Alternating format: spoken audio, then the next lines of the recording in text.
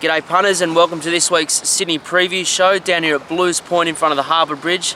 Good time to welcome in Aaron. G'day mate, how you going? Good, how are you, Manny? Good mate. It's a pretty big card tomorrow at Randwick. We return there first time after about a month or so. The track's officially a soft 5, but you think a little bit different? I can't understand why it would be a 5 unless they've just been overly watering it, working on the track. So I'd be doing my formula, good track. I'd assume it'd have to be good for it worse. Unless they left the grass wrong and they've overwatered it. Look, we've got Rail True, always tends to play off the fans, but it has been a break. So I always play a little bit cautious early and I like to watch the first one or two. It's very close in 10 because sometimes they do a bit of work when you haven't actually raced on the track for a while. And so we'll keep a close eye, but I would expect to get at least a couple off the fans, best part. Yeah, especially with the Rail and the True. And mate, so we start off the day, first race, a 2-year-old over the 1400 and get off, and I've got the favourite here, Flow at $1.60, $6.50 Cadogan, Wine Bush at $8, and all the others in double figures, mate. How are you seeing this one? Yeah, well, they put it up $1.60 early. It's back out to around, I think, $2.20 now. It's around the even money, $2.20. It was a really good run on debut. Come down the best part of the track.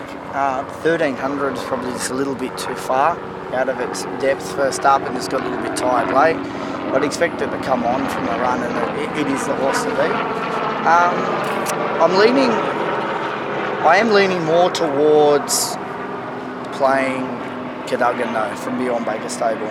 So it was run off its feet first up at Canterbury. It's a real fast run race. It's totally gassed. Made a very good improved run behind a good horse in Jericho last start. Step up to 1400 looks good. I'd expect it to sit a lot closer to the pace. Doesn't look to be a lot of pace in this race. It's around the $6 mark each way basis. I'd be quite happy to play him for the result and even save on Flow, or just play him on the each way basis. I thought they were the two. The other horse that you did mention was Wine Bush. Looks a really lovely looking horse. Looks a bit gangly, a bit gawky. Looks like it's going to grow into a nicer horse next prep, but I also think it'll be a better horse when it gets over a bit more of a journey, probably a mile and up. Expect it to be an improver, but probably find these a little bit sharp. Mate, just quickly, also on the first, Matt Dunn from Awillaba sent down Yankee Express, ran in a Group 3 at the Gold Coast last time. Much chance here? It's hard. I always find it hard measuring up that form. Like, it does have the form behind Candika, but it was beaten 7.5 there. I think a couple of these horses I think these top two in the market go quite good. And I think they're up to black type level. I'd be watching the market with him though, because they are a stable that are quite astute that way. Alright, then moving on to race 2, we've got a maiden for the 3-year-olds over the 1600.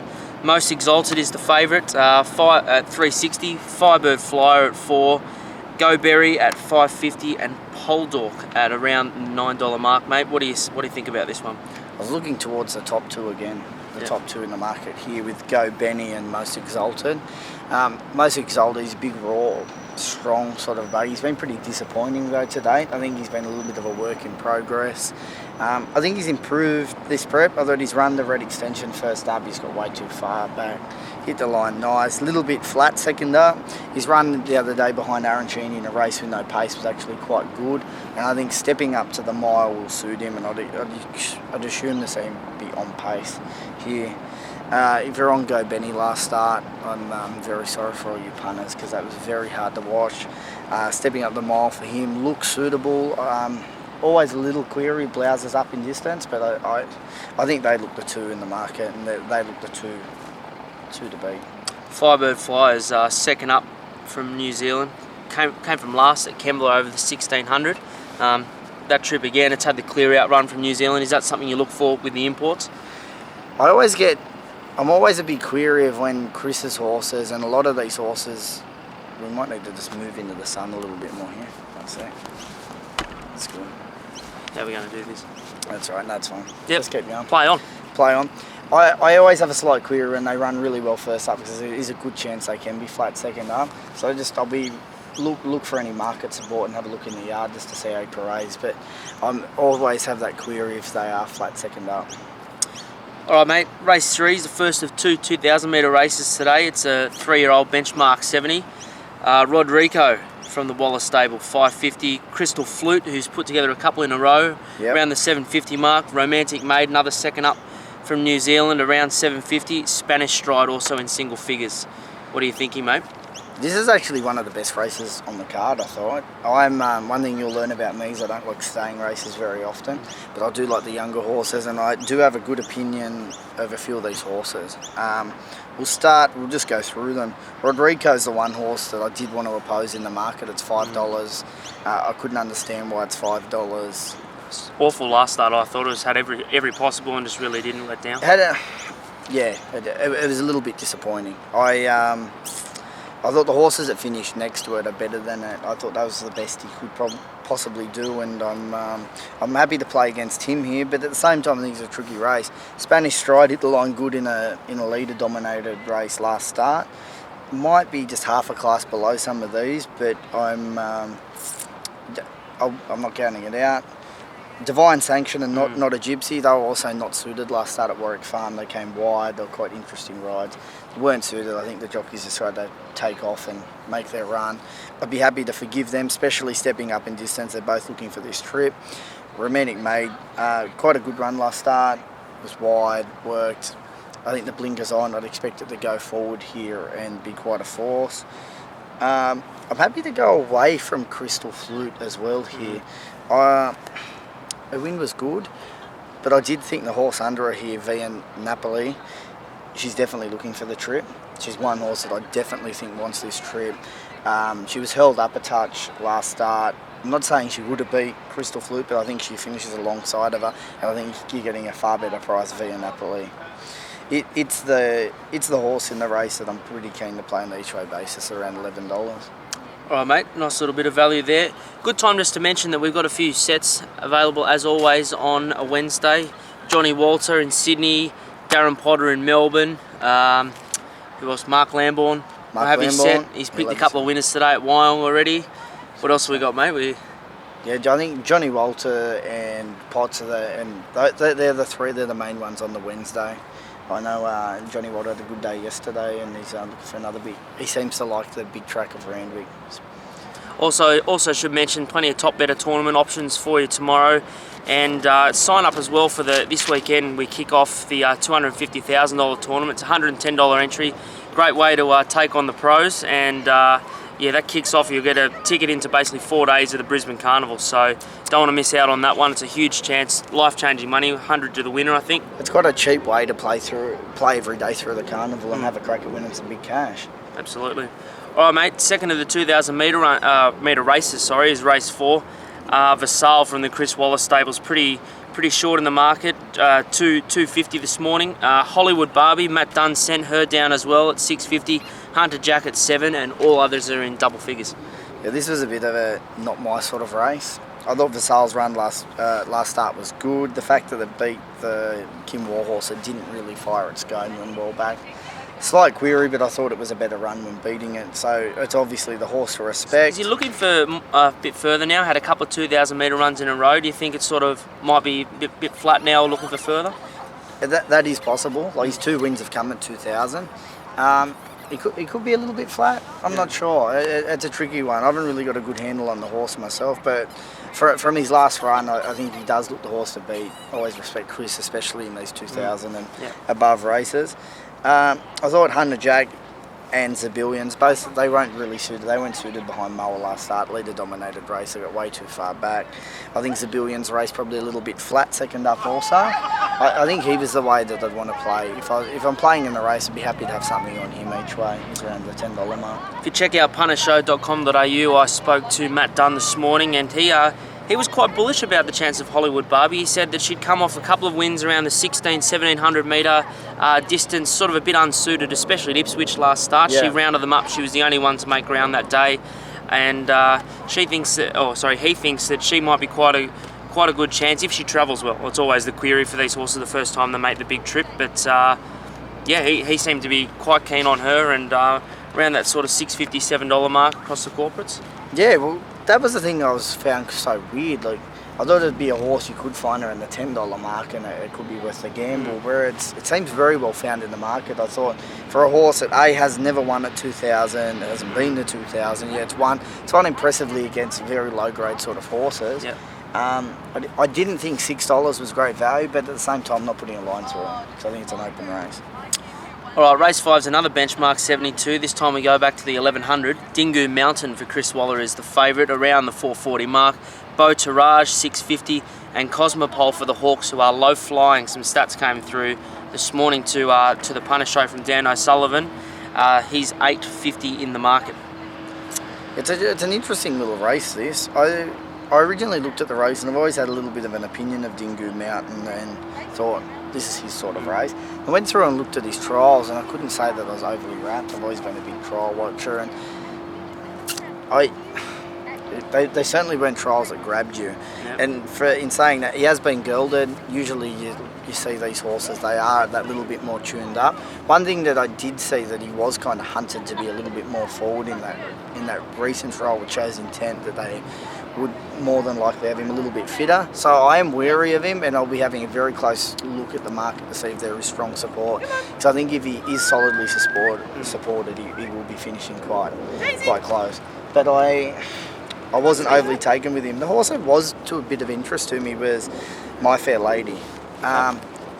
She trialled well without trialling great. I think she's a bit of a tricky horse to ride.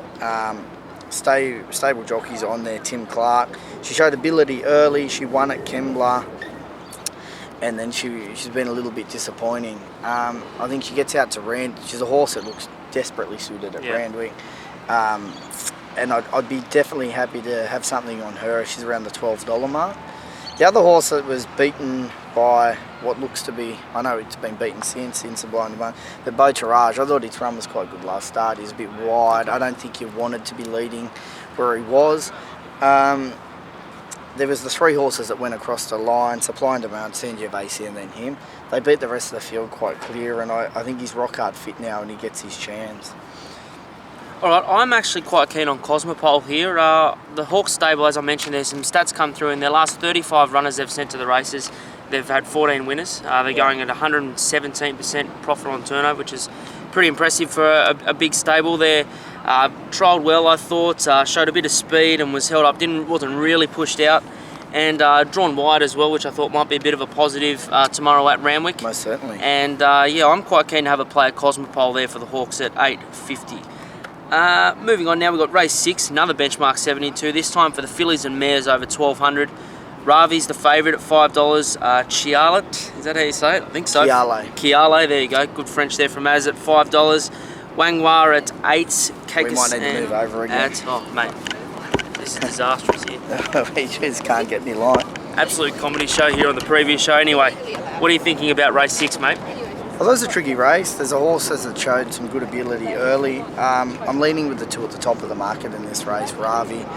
I thought she was very impressive when she won at the end of last prep at Warwick Farm, held up and let down with a good sprint. She's trialled well on the inside part of the track at Randwick that day, which I think was inferior. She trialled with Barud. Barud was quite unlucky on the weekend, and I think she'll have a very good chance here.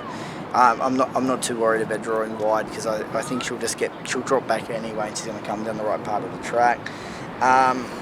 The other 2 horses I'm interested in, Chiale, she looks to improve this prep. I know she won a very moderate race, but she did beat them by 7 lengths. Yep. Was suited. I think she'll improve from the run, and she's got to be a good chance here. And there's one other horse in Wangwa. She ran a very gutsy second last start behind a smart one in Sarutsa. Yeah, good run. Darted in between horses, was held up at a vital stage, probably would have finished a fraction closer, but beat the rest of the field quite clear, and she's a horse that's definitely going to be suited getting out to a bigger track here. I think they're the 3 main chances. Doesn't look to be a lot of value in the race, but I think those 3 are really above the rest here. Interested to know, mate, before we move on to the last, what you think of Mum's Blessing. I saw there was one of Mark Lambourne's pearls is same track, same difference, different track condition. Yep. So she ran a pretty close up 4th. I'm pretty sure this track and trip on a soft track last time out, I think. And she's sort of decent each way, odds around $15. She's sort of not had a lot of luck in the midweeks at Warwick Farm and tracks where she's had to really scout wide and get pushed out. Does she have much of a hope here? She's probably got a hope. I just think the top three in the market here are probably that half a class above her, Yep. or at least a full class above her. She does have a win over Brooklyn Storm, and she also, in a run, well, the run last start was good. She wasn't beaten far against the boys, gets back her own sex. I just thought those top three in the market might just have that little bit of class on them. All right, mate, and heading on to the last now, it's a 78 over 1600, and Farolitos drops back to midweek grade 480, also Montauk 480, and then we're basically going into double figures for the likes of Careless and Tender around the 11 mark, and yeah, take your pick the rest. Yeah, take your pick the rest. I was quite interested in the horse here, Farolitos. Yeah. Although his run first up was very good, there was no real intent to see him. He's a horse that tends to go forward, and there's no really intent from the gate. He was dropped back. It just looked like he's having another barrier trial, and I was really taken with the way he hit the line. I have him clear on top. I'm not too worried about the weight. He should just put himself there. I think he's probably a class above the rest of this field when at his best, and he goes extremely well second up. I've got him clear on top, and I thought there's probably two rough chances in the race. Bring Luck, completely not suited the other day. Didn't do anything exciting, but I'm happy to forgive the run because he trialled so well.